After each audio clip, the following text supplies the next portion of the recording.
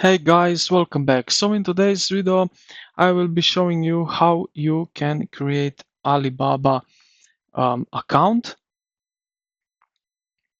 Now you will press on your Alibaba app, and here it will show up this first um, pop-up window where you can continue with Google, continue with Facebook, or continue with email. So if you are using continue with Google, press on that.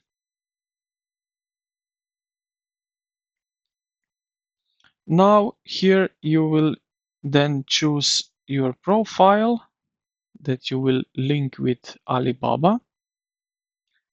Here you will need to wait a little bit and agree and share with this Alibaba rules. Now you will choose your country. So um, mine is right over here. Then you will agree with the agreements. If you want, you can receive services emails from Alibaba.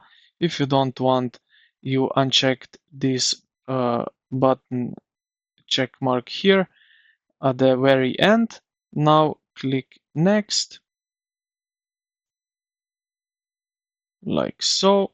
And now you are basically signing into Alibaba. So this is how you create Alibaba account. So I hope this video helped you out. If you did, consider to like and subscribe to the channel. Thank you for watching, and I will see you in the next one.